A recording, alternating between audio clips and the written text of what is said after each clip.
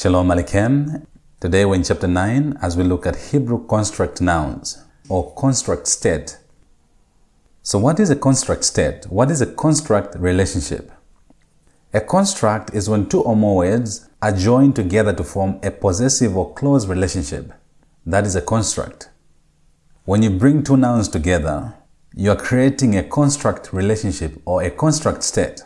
And this is for the purpose of showing possession.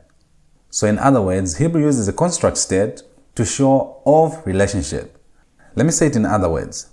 When two nouns appear in a row, like this, the relationship expressed between them is one of possession. And the first word of the pair should be translated with of following it. Alright, let me explain this example. In this example here, you have two nouns.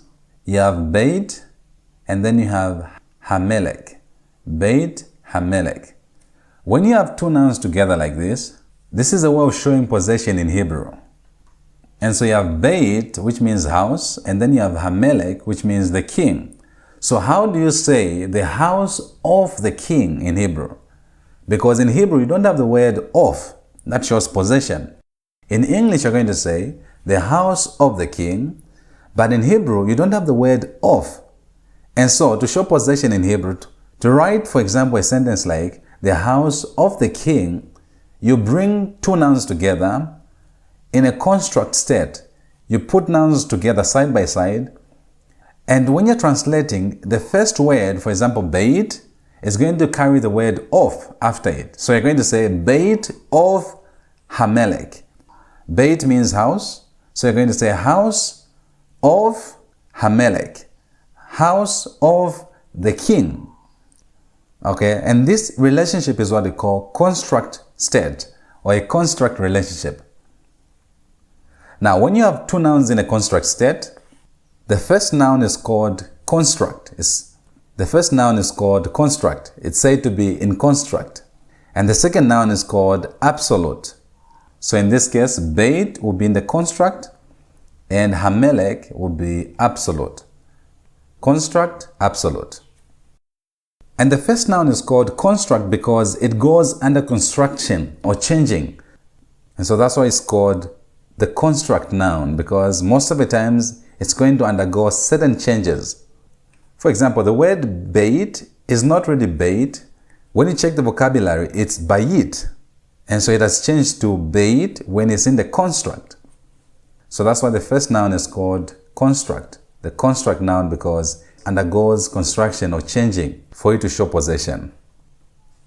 So, absolute versus construct state. Here are three simple guides you need to understand and remember. Number one, the absolute noun is a word in its basic form. By basic form, we mean that when a word is in the absolute state, that is going to be its lexical form. The absolute state is a noun's lexical form. That is its basic form. And by absolute, what we're trying to say is that the noun is not going to undergo changes. But the construct state is a word when it's connected or constructed with other words. So a noun in the construct state never has the definite article, but the absolute carries the definite article. These are just differences between absolute and construct. Remember, the first one is called construct noun. The second one is called absolute noun. The absolute noun is the one that carries the definite article. The construct noun never carries the definite article. These are just guides. We're going to understand these as we move on. Let's move on. Now remember we said that when a word is in the construct state, it undergoes construction or changing. Most of the time, the construct noun is going to undergo certain vowel changes.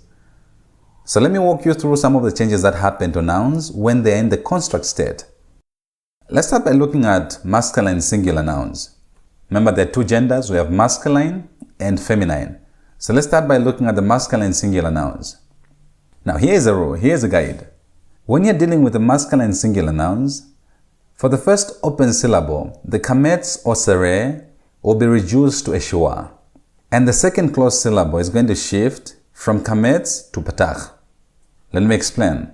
When you're getting a masculine singular noun and taking it into a construct, for example, davar means word. It means word or thing. So if you want to say word of, to show possession to the word word. If you want to say word of, maybe word of the king or word of a man. If you want to take davar, which means word, and say word of, davar is going to undergo certain changes, vowel changes. Why? Because construct nouns most of the times undergo vowel changes. Now, what are these vowel changes? Number one, the first syllable having kametz or sere is going to reduce into a shua.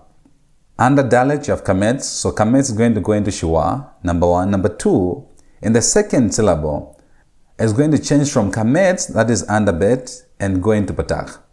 So this is a change that happens to masculine singular nouns. First changes into a shua, the second changes into a patach. Now you must know that not all nouns in the masculine undergo changes when they go into the construct. But the rule is that most of them are going to undergo the change. Now I think you know by now that if a first syllable is having the guttural letter and under you have kametz, for example in this case same principle, instead of taking shua, it's going to take hatef patach, a compound shua, because gutturals never accept simple shua. That is just how gutturals work. Regardless of what topic you're looking at, gutturals never take simple shua. So if they need to take a shua, they're going to take hatef patach, which is a compound shua. So this is a rule on masculine singular nouns. Let's look at masculine plural nouns. So here's a rule for masculine plural nouns. Masculine plural ending shift from the normal im, they're going to change into a. So from im, which is a masculine plural ending, it's going to change into a, that is sere yod. Not only that, the second syllable vowel will be reduced into a shua. So here we have this example here, we have devarim. Devarim means things or words. It's coming from the word davar. So devarim means words or things. If you want to say words of or words of the king, maybe, you're going to take this devarim and take it into the construct. You're going to construct it. How do you do that? First of all, you're going to change the im ending into a. Instead of rim, it's going to be re. That's number one. Number two, in the second syllable reduce from whatever vowel that is there into a shua. And the first syllable maintain a shua. So you're supposed to have a shua here under dalet. But remember the rule on shuas? You cannot have two vocal shuas starting a word. And so the rules of shua, if you remember, we said the first one is going to upgrade into a hirek. So here we have divrei, divrei. In principle, you're supposed to have shua here, but you're not going to have shua because you cannot have two shuas starting. So it's going to be divrei, divrei. And the A is very important. The A is very important. So when you're looking at the word, you're reading Hebrew and you see divrei, you see that A, segoyod, that is one of the most important keys of masculine plural ending in construct. This tells you two things. Number one, the noun is a masculine plural noun. Number two, that noun is in construct state or construct relationship. So how you translate it is by adding of. For example, this is going to be words of, divrei, words of. So this is what happens to masculine plural nouns. The im goes into a, and the second syllable changes into shua, reduces into shua. Alright, from what we've looked at so far, let's look at some examples.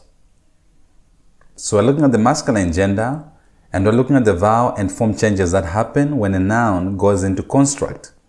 First of all, we're going to start with masculine singular examples, and so these examples that are showed on the screen are singular examples in the construct. So here you have normal words, and here highlighted ones you have words in construction or words in the construct, and the last ones are going to be absolute. Now remember what we said. We say that it's not every word that undergoes construction or change when taken in the construct state. Not all the nouns undergo construction. For example, the first one, if you wanted to say king of peace, how do you say that in Hebrew? Now the one in the construct is going to be melech. So always you have a construct starting, and then the last one is going to be absolute. This is how Hebrew builds its construct state. The first one is going to be a construct noun. The second one is going to be an absolute noun. So let's look at this example here. The normal way is Melech. When it goes into a construct relationship, it's going to be Melech. As you can see, no vowel changes there. To say King of Peace, it's going to be Melech Shalom. Melech Shalom. King, peace.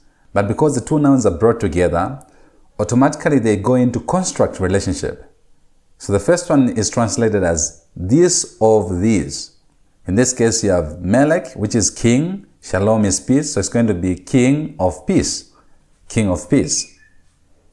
Next example is Ish Yehudah.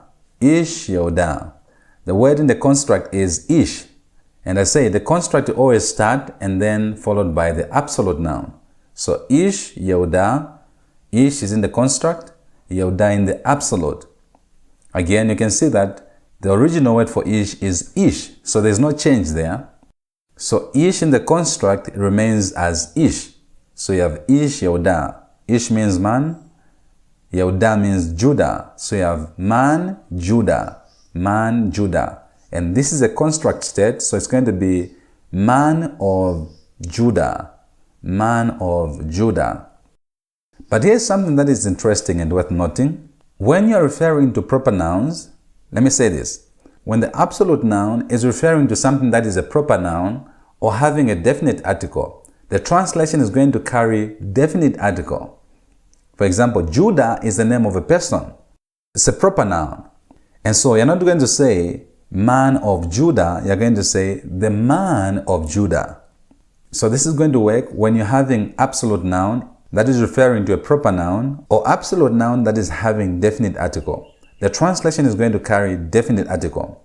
So Ish Yehudah becomes the man of Judah, the man of Judah. Another example is Sefer Hanavi. Sefer Hanavi. Sefer in this case is the construct noun. And again, as you can see, there's no change to the word. So the word Sefer in the construct never undergoes vowel changes. It remains the same, Sefer. And Sefer means book. It means a book. Then you have Hanavi. Navi is prophet. Hanavi is the prophet. And so you have Sefer, book, the prophet. Book, the prophet. This automatically is construct relationship, so it's going to be the book of the prophet. The book of the prophet. You can't say the book of a prophet.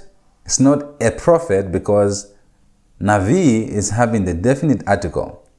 And because the absolute noun is having definite article, this definite article is going to spread also to the word in construct. And so let me say this. When a word in the absolute is having a definite article, the construct noun is also considered to be definite. In other words, the definiteness of the entire chain, this construct chain or this construct state, is determined by the absolute noun's state. If the absolute noun is definite, that is, it has a definite article or it's a proper noun, then the chain, the whole state, the construct chain is going to be definite. And so the translation is going to be definite. So the key is the absolute noun. So in this case, Sefer Hanavi means the book of the prophet. The book of the prophet. Next example we have Devar Elohim. Devar Elohim. Again, you can see here, Devar is the word in the construct. Now, when you look at the word Devar, you can see that two changes that have happened. It's coming from the word Davar. Davar has kametz and kametz, but Devar is having shua and patach. If you remember what we said on singular masculine nouns, we said singular masculine nouns undergo two things. Number one, the first syllable is reduced to a shua. From kametz or sarei is going to be reduced into a shua. And the second closed syllable is going to be reduced from kametz into patach. And so you're going to have devar instead of davar. You're going to have devar, meaning word of. Word of. So you have devar Elohim. Word of Elohim. Word of God. Now, because Elohim is a proper noun, referring to somebody specific, Elohim, God, you're not going to say a word of God or a word of a God. You're going to say the word of God. the word of God. Last example here, on the singulars, we have Beit Yisrael. Beit Yisrael. Now, Beit is coming from the word Bayit. As you can see, it has been constructed or changed. The Patach has been changed into a Sereh, and the Hirek has dropped, so you have Beit Yisrael. And Beit means house of. House of. Bayit means house. Beit means house of. Yisrael means Israel. Beit Yisrael. House of Israel. Israel is definite. It's a proper noun. When you're translating, you're going to add the definite article. The house of Israel. The house of Israel. So this is how masculine singular nouns operate. As you can see, some nouns are going to change and some are not going to change. You just have to know those that change and how they change, and those that do not change and how they're translated. Let's look at masculine plural examples in the construct state. Now, just by looking, you can tell that the words in the construct, these ones that are highlighted, you can see how they're ending. They're ending with sereyod. As I said, sereyod is a sign of a masculine plural construct noun. It tells you that the word you're looking at is a construct in the masculine plural. So most of the times, masculine plural nouns, when they're in construct state, when they're showing off relationship, they're going to end with sereyod. Let's look at the first one. If you understand yadayim, that yim ending tells you that that's a masculine duo. It's a masculine duo word. And so when you want to turn this word, yadayim means hands. When you want to turn this word yadayim into a construct, it's going to be yadei. Remember, the first syllable is going to reduce into a shua, and the plural ending is going to change from yim or im into sereyod. So you have yadei. Yadei means hands off. Hands off. And then you have yadei Yeshua. Yadei Yeshua. Yeshua means Jesus. And that is going to be the hands of Jesus. The hands of Jesus. Next example, we have devarim. How do you turn devarim into a construct? You have an example, divrei Yahweh. Divrei Yahweh. Now, sometimes the construct state is going to take makef.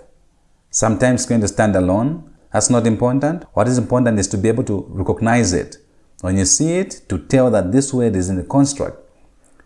So you have divrei Yahweh. What has happened? The plural ending has changed from im into sereyod. And the second consonant, the second syllable, has reduced from kametz into shua. So you have divrei Yahweh. Divrei Yahweh. Divrei means words. Remember, this is a plural noun. Divrei comes from the word devarim, means words. So divrei means words of Yahweh. Yahweh means Lord. So the translation is going to be the words of the Lord. The words of the Lord. Next example is on the word sosim. Sosim. Sosim means horses. In construct, it's going to be sosei. And sosei means horses of. Horses of. Ish is man, so horses of man. Horses of man.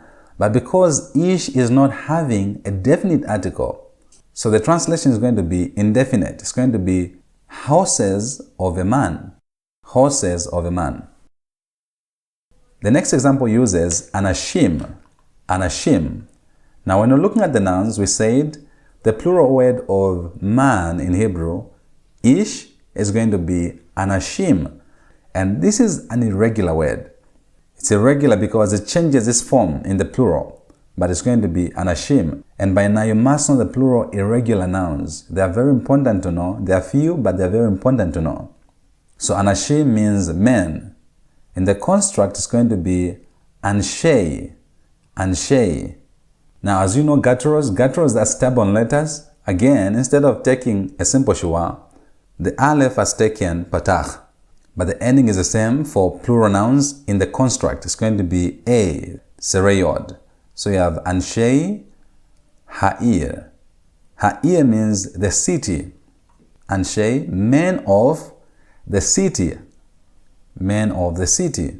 Now because the word ha'ir, is having the definite article. It's definite because of the definite article. That definite article is going to spread to the construct noun. So the translation is going to be the men of the city. Instead of men of the city, it's going to be the men of the city. Last example is on the word banim. Banim.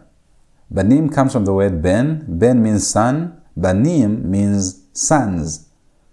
So it's going to be benei, meaning sons of. It's plural. Remember, these are plural nouns. Sons of Israel. And that means sons of Israel. And because Israel is a proper noun, it's going to be, the actual translation is going to be the sons of Israel. The sons of Israel. Let's move on. So far we've looked at masculine singular nouns and masculine plural nouns. Let's look at feminine singular nouns and feminine plural nouns. So in the feminine singular is going to shift the ending from the normal R. Remember, the R ending is a sign of a feminine singular noun. So the R ending is going to change from R into at. R or go into at. When a feminine singular noun is in construct, it's going to change from R to at. For example, Torah, which means in the construct, is going to be Torat. Torat. When you see that at, patach tau, that patach tau ending is telling you that the word number one is feminine singular. Number two, it's in construct state. So the translation of this word is going to be law of. Law of. Torah is law, a law. Torat is a law of, a law of. This applies to feminine singular nouns in construct. That a ending is going to change into at. Torah, Torat. Torah, Torat. Under there, you have an example of feminine plural nouns in construct. Now here's something worth noting. When feminine plural nouns are in construct state, the noun never changes its form or spelling. The spelling is still the same. The only form that changes is a feminine singular noun. But for the plural is going to maintain the ot. For example, you have Torot, which means laws. It's going to be Torot in the construct, which means laws of. So again, feminine plural nouns in the construct never change their spelling. Torot becomes Torot. Torot is laws. Torot in construct is going to be laws of. So the change is only affecting feminine singular. Feminine plural maintains the form. Let's look at examples. The first one uses the word behema. Behema. Behema means beast, a beast. When behema goes into construct, it's going to be behemat. Behemat. And you can see that there are some vowel changes that have happened. As we said, construct nouns always have vowel changes, but the most important thing is to realize the at the end. Behema goes into behemat. Behemat, meaning a beast of. And the absolute noun here we have sadeh. Sadeh. So we have behemat sadeh. Behemat sadeh. Sadeh means field. So we have a beast of the field. A beast of the field. In English, saying a beast of a field doesn't sound correct. So we're going to say a beast of the field. Second example, we're using the word Malka. Malka means queen. For you to say queen of, it's going to be Malkat. Malkat. Queen of, Malkat. The I is going to change into at. Malkat Sheva. Malkat Sheva. Sheva is Sheba. So we have Malkat of Sheva. Queen of Sheba. Queen of Sheba. Now, because Sheba is specific, it's a proper noun, we're going to say the Queen of Sheba. The Queen of Sheba. Next example, we're using the word mitzvah. Mitzvah. Mitzvah means commandment. Mitzvah means commandment. In construct, it's going to be mitzvot. Mitzvot. That I is going to go into at. Mitzvot meaning commandment of Elohim. Mitzvot Elohim. So commandment of God. Commandment of God, or the commandment of God. The commandment of God. Next example we have mishpacha. Mishpacha. When it goes into construct, it's going to be mishpachat. Mishpachat, and mishpachat means family. It means family. So in construct, it's going to be family of shalom. Shalom means peace. So family of peace. A family of peace. Because shalom is not definite, so it's going to be a family of peace. A family of peace. The last example is using the word susa. Susa means mare. Sus means horse. Susa means a mare. And so we have susat. In the construct, it's going to be susat ha'ish. Susat ha'ish. Susat means mare of, a mare of the man. Ha'ish, the man.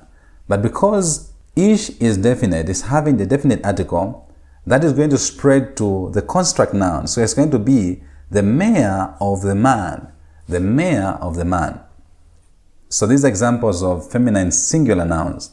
Let's look at feminine plural nouns. On feminine plural nouns, we have these examples. And the first one, we are using the word mishpachot.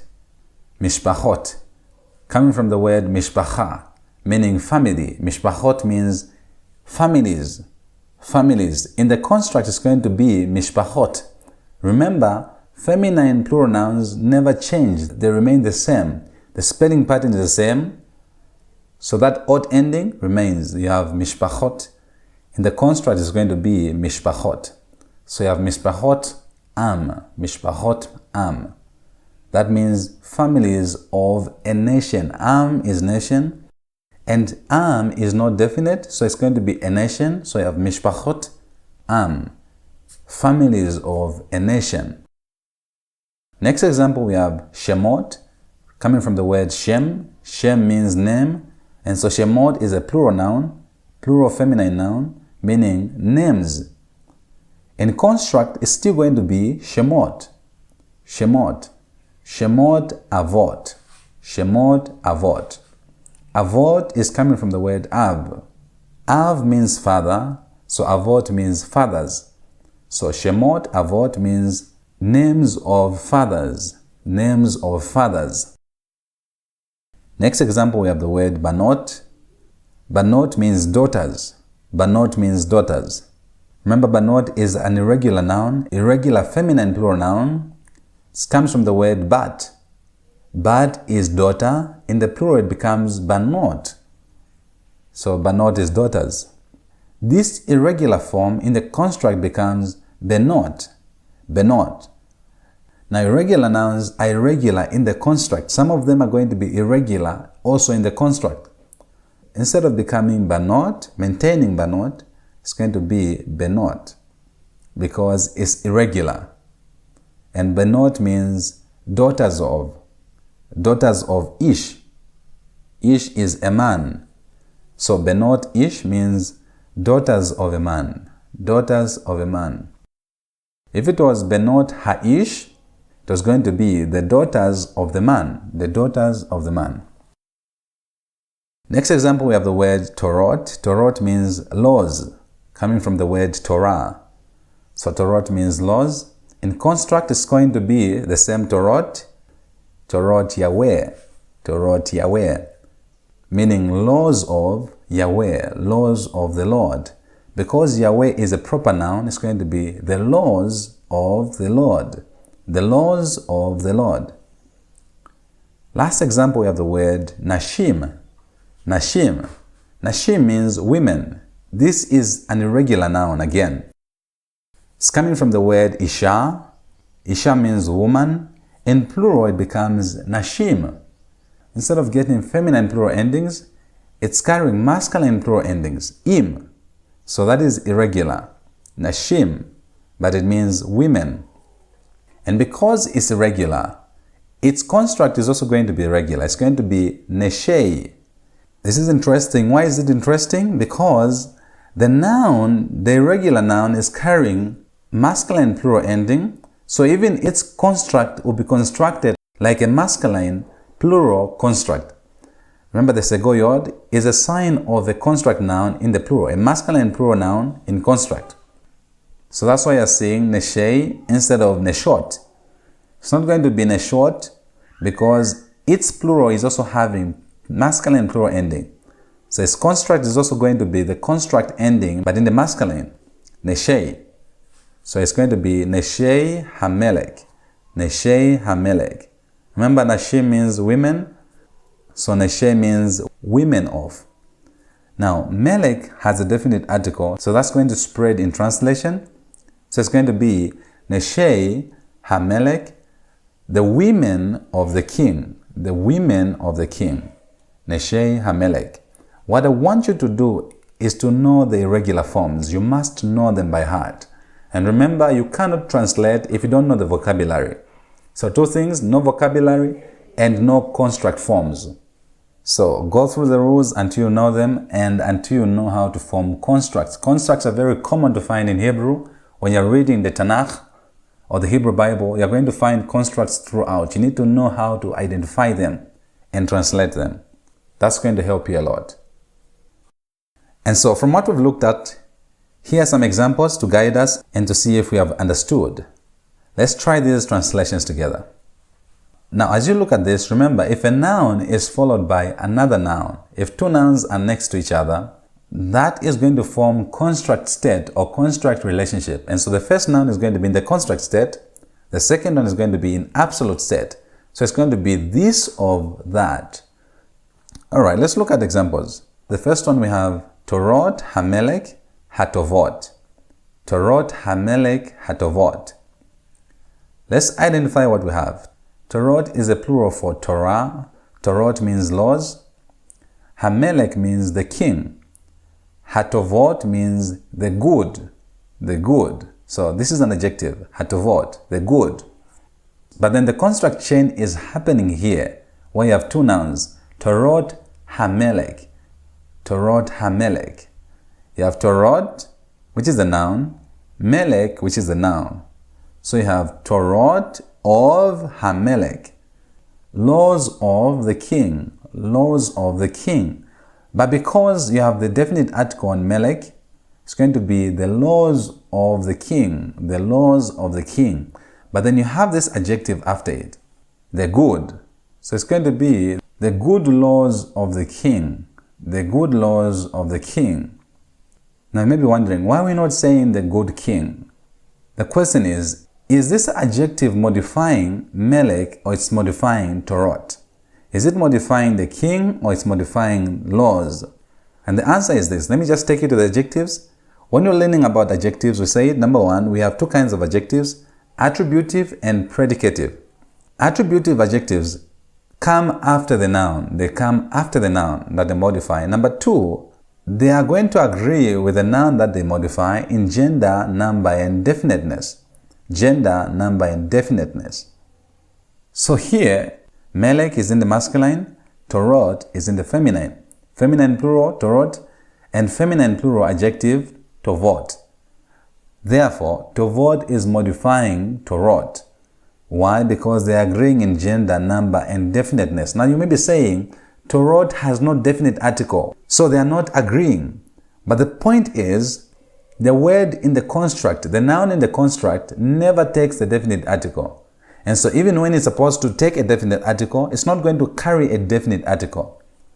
But aside from that, because Torot is in construct, Hamelech is absolute. And because Hamelech, or the word Melech, is having the definite article, this definite article is going to spread also on the word Torot, because Torot is construct, and so if the absolute is definite, the construct will also be definite. So Torot is definite. Why? Because of the construct which is definite. And so that's why we're saying Tovot is going to modify Torot. So we're going to say the good laws of the king. The good laws of the king. Not the good king, but the good laws of the king. So as we move on, we're going to apply everything that we've learned in the past. Adjectives are going to be applicable. Their rules are going to be applicable. So you need to revise those things that we learned in the past. revise on adjectives and their agreements, and that is going to help you a lot in translation. Example number 2, you have Bnei Hazaken Haraim. Bnei Hazaken Haraim. Bnei is coming from the plural word Benim, sons. In construct, it's going to be Bnei, so sons of Hazaken. Hazaken. Zaken means old or the elder. So here, Hazaken will be the elder. So you have Bnei Hazaken, Bnei, sons of the elder. Ha'arim. Ha'arim from the word Ra, meaning evil or wicked. So you have Ha'arim, the wicked. And so the construct here is Bnei Hazaken. Bnei Hazaken. Bnei is a construct. The following word is going to be the absolute. So you have Bnei Hazaken, meaning the sons of the elder. Ha'arim means the wicked. That's an adjective. Now the most important thing when you're seeing an adjective, you always ask yourself, what is it modifying? Is it predicative or it's attributive? Now because it has come after the noun, it's attributive, so it's modifying a noun. But the question is, which noun? To answer that question, you look at the ending. You look at which noun is agreeing with in terms of gender, number, and definiteness. So ha'arim, that im is masculine plural. And you have Bnei, which is also masculine plural. That A, I say that A is going to be masculine plural. So it's construct, but it's masculine plural. Therefore, Harim, the wicked, is modifying Bnei, sons of. So translation is going to be Harim Bnei Ha'azaken. The wicked sons of the elder. The wicked sons of the elder. Now you may be saying, why does Hebrew place adjectives at the end of the word, at the end of the construct? Why isn't this adjective coming immediately after the word Bnei? Because it's modifying the word Bnei. The short answer is this. In Hebrew, when you have a construct state, when you have a construct chain, those words are never to be interrupted. You cannot place a modifier or an adjective in between the construct. It has to remain intact, and the modifier has to be placed after the construct state. That's the rule in Hebrew, that modifiers, adjectives always are placed after the construct state. The construct chain is never to be broken or interrupted. So this adjective was supposed to come immediately after the word Bnei, but because this is in construct state, it's not going to allow this to interrupt it. It's going to come after the chain. So you have Bnei Hazaken Ha'arim. Ha'arim, meaning the wicked sons of the elder. The wicked sons of the elder. Another example is Kerem Hamelech Hatov. Kerem Hamelech Hatov. Now something to point out before I go any further here. As you look at the adjective Hatov, this is automatically in attributive function. Why? Because predicate adjectives never take a definite article. Predicate adjectives never take a definite article. So when you're looking at Hatov, just know that that is attributive. It's going to modify one of the nouns there. So as you look up all these adjectives that we have looked at, these are in attributive function. They are modifying a noun. So let's look at this example here. Kerem Hamelech Hatov. So Kerem is in construct. Why? Because it's following another noun. So the issue of construct is not really the spelling but the position. If you have two nouns together, the first noun is in construct, the second is absolute. So the two of them are in construct state. Because placing two nouns side by side, you are making them to be in construct state. So it's going to be this of this, this of this. So Kerem means vineyard. Kerem means vineyard. Then you have Hamelech means the king. So you have the vineyard of the king. Remember the definiteness is going to spread to the construct because the absolute is having the definite article. And so the construct is going to be definite also. So you have the vineyard of the king. Kerem Hamelech, the vineyard of the king. But then you have this adjective at the end. Hatov, the good. Tov means good. Hatov means the good. So you have the good. Now what is it modifying? Tov is a masculine singular noun, and kerem is a masculine singular noun because it's not having an ending. So kerem is masculine singular. Tov is masculine singular. But then check this out. Melech is also masculine singular. So there are two ways of translating this, depending on the context. If you had the entire verse, it was going to guide you. But this phrase here, why am I saying two ways of translating it? Because the two nouns, both of them are agreeing with adjective. And so you can still modify any of them and the statement to be correct. So here's option number one. You can say, the good vineyard of the king. The good vineyard of the king. Or you can say, the vineyard of the good king. The vineyard of the good king. So here, since both of the nouns are agreeing with adjective, you can say, the good vineyard of the king or the vineyard of the good king. Last example, you have the phrase, Mishpetei Hamelech Hayashar Wehasadik. Mishpetei Hamelech Hayashar Wehasadik. Mishpetei Hamelech Hayashar Wehasadik. Now, Mishpetei is coming from the word Mishpat, judgment. Mishpat means judgment. So Mishpetei is judgments. Because of that A is going to tell you that it's a masculine plural construct. So Mishpetei is going to be laws of. Hamelech is the king. Hayashar means the upright. Wehasadik means and the righteous. Sadik means righteous. We means and, conjunction. Ha means there. It's a definite article there. And the righteous. So at the end you have Hayashar.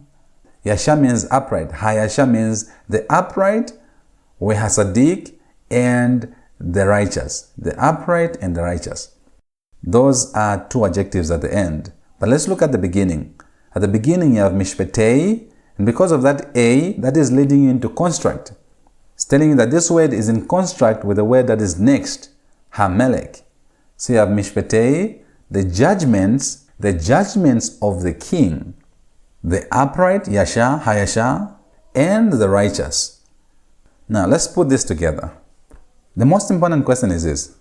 You have two adjectives at the end. The question is, what are these adjectives modifying?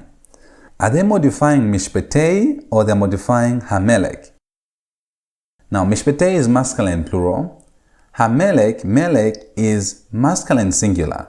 Melech means king, Mishpetei means judgments. So what are these two adjectives, Yasha and Sadik? What are they modifying? Now you can see that the two adjectives are definite, number one. Number two, the two adjectives are masculine singular. Yasha is masculine singular. Sadik is masculine singular. So because they're masculine singular, they have to modify a masculine singular noun. But then, Mishpetei, even though it's masculine, it's not masculine singular, it's masculine plural. Judgments, it's not judgment, but judgments. But Melech is masculine singular. And so, the two adjectives are going to modify Melech. They agree in gender, number, and definiteness. That's very important in knowing how to translate. Especially where adjectives are involved, that's very important. And when you meet the quiz, you're going to find such examples. You must know how to translate them. So bringing this all together, you're going to have the judgments, Mishpetei, the judgments of, and the two adjectives are going to modify Melech.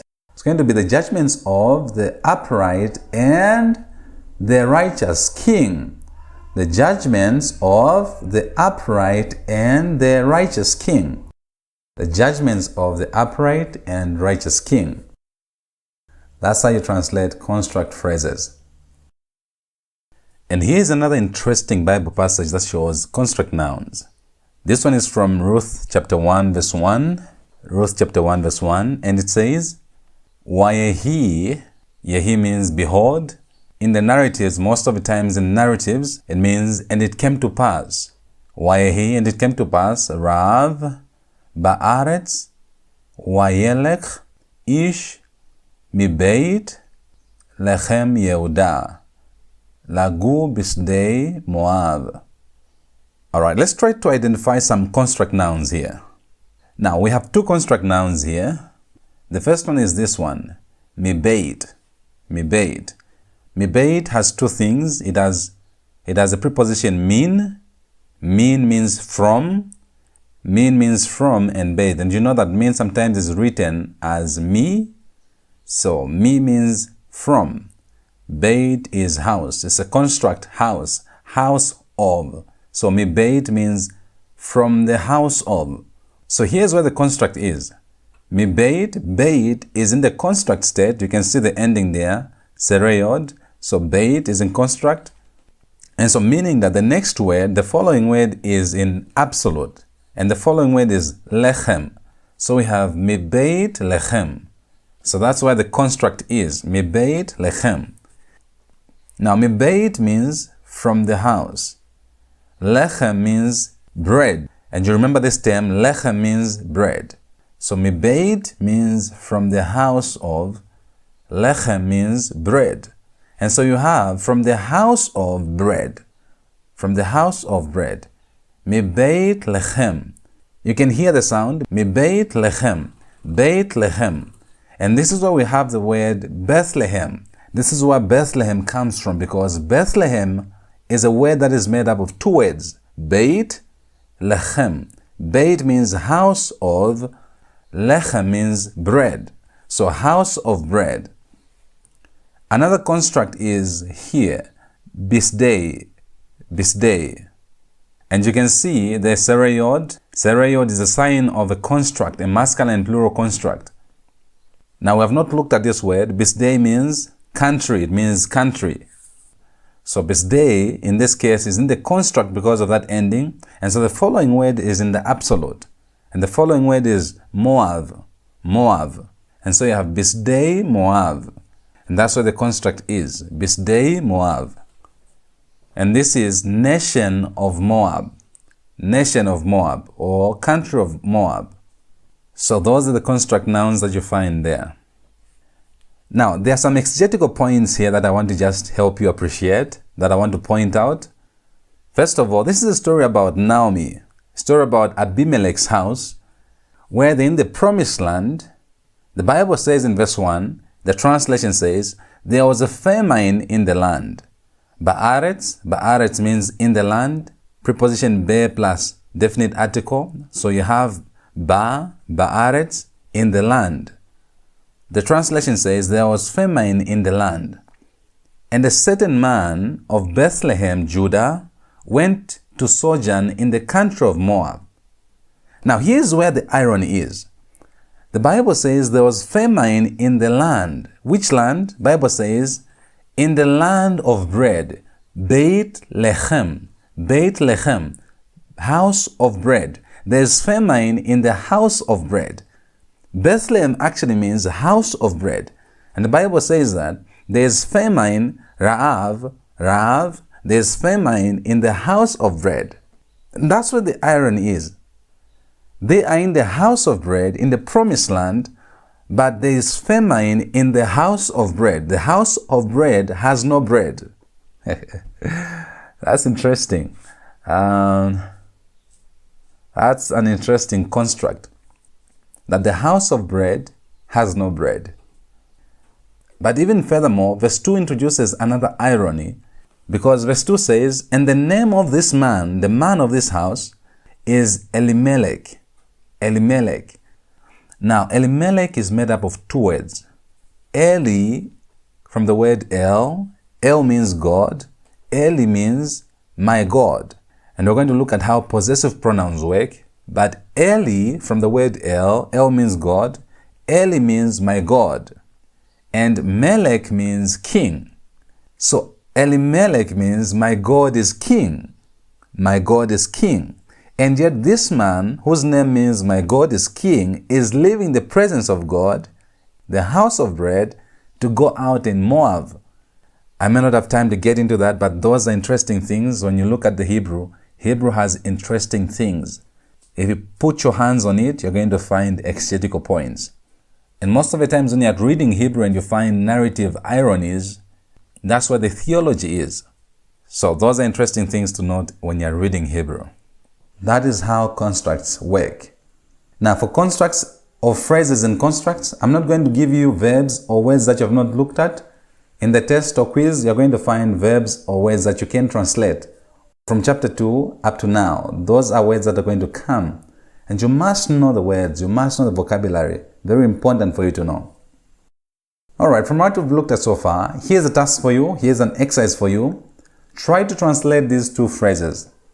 The first one is Melech haaretz hatov. Melech haaretz hatov. The second one is Melech haaretz hatova. Melech haaretz hatova.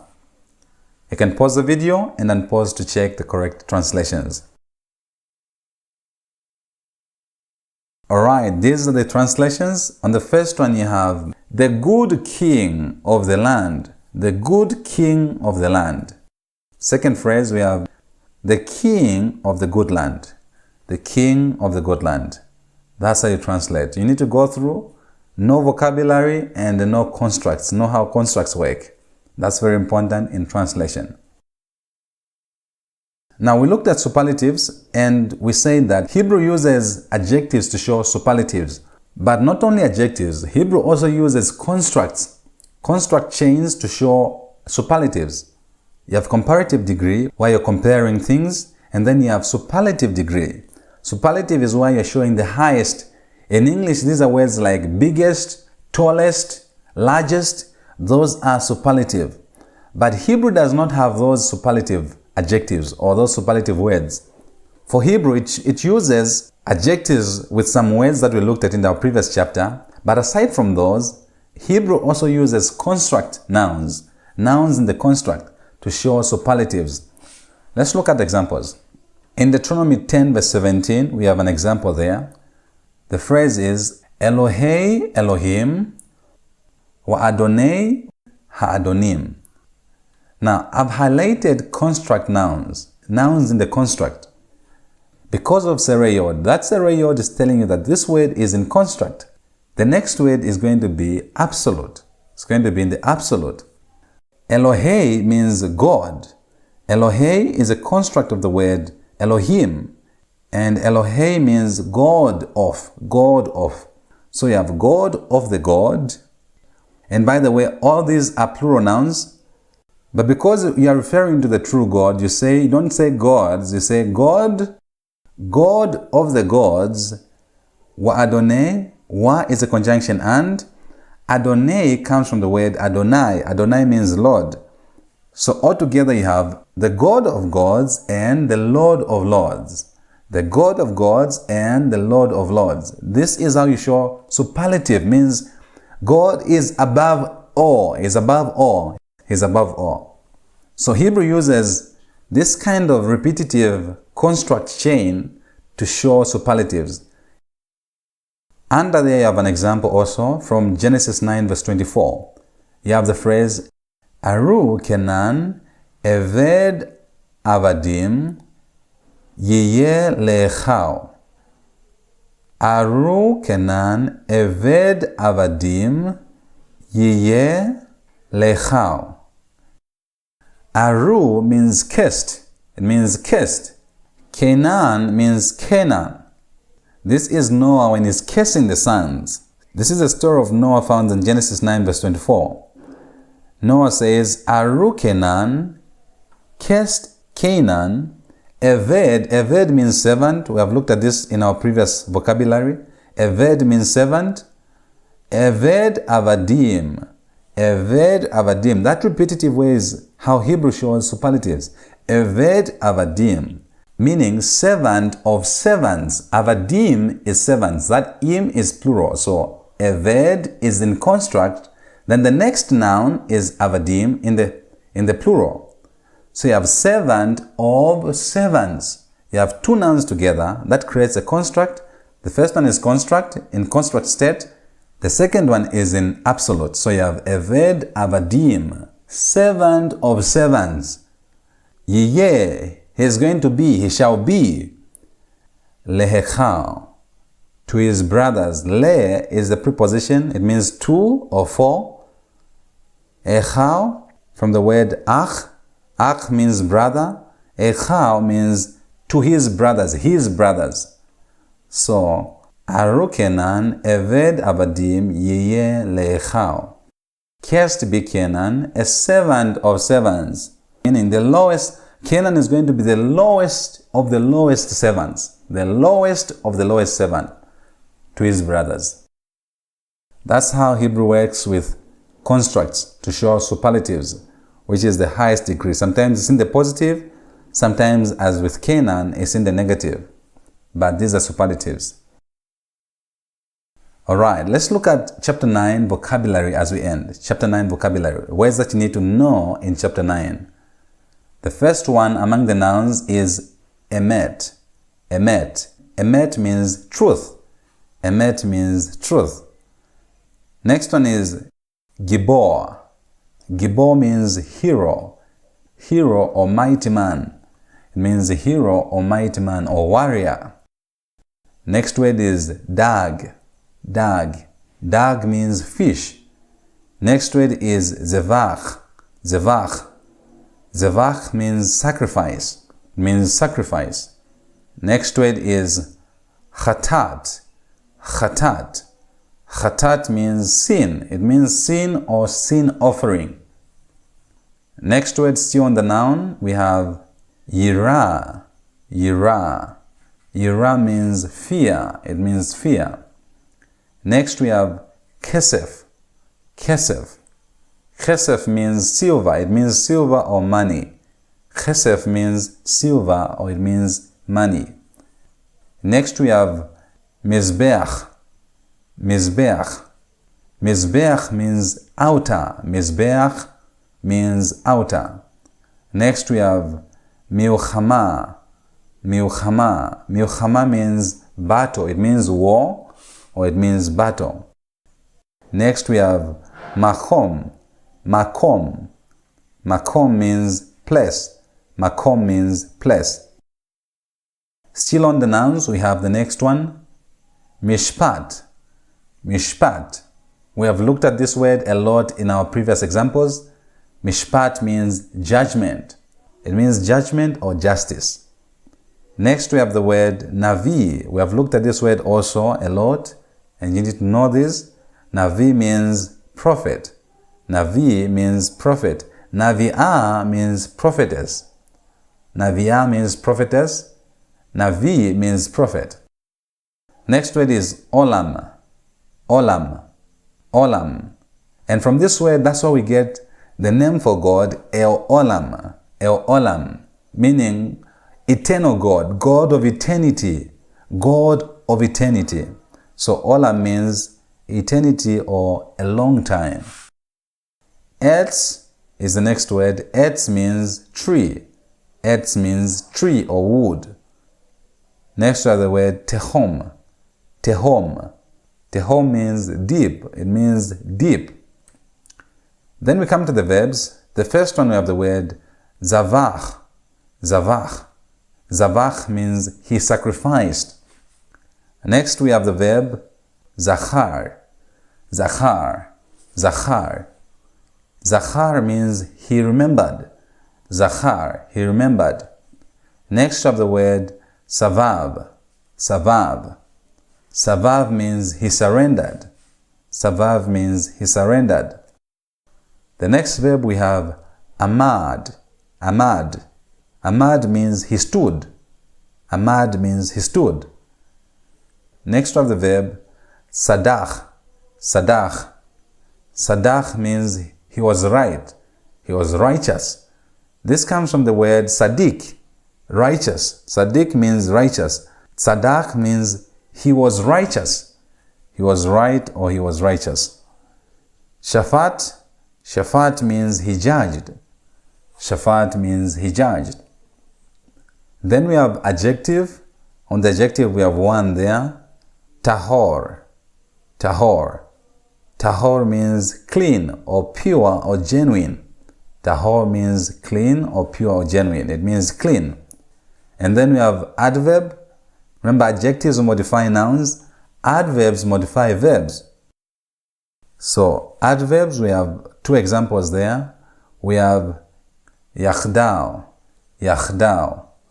And yakhdao means together, it means equally or together, it means together. And the next one we have me'ayin, me'ayin. Me'ayin means from where. Me'ayin means from where. It's a combination of the preposition min means from, min means from, and ayin, where, ayin, where. So, when they combine, me'ayin, it means from where, from where. Last word there we have auken, auken. Auken is a preposition, it means therefore, or for that reason. Auken, for that reason. So auken means therefore. These are vocabulary words for chapter 9. You must know these words. You must know these words. To know Hebrew, you must know vocabulary. And you're going to be frustrated. You're going to struggle a lot in translation, in understanding without vocabulary. You must know the vocabulary. So practice, practice, practice. Until next time, later out.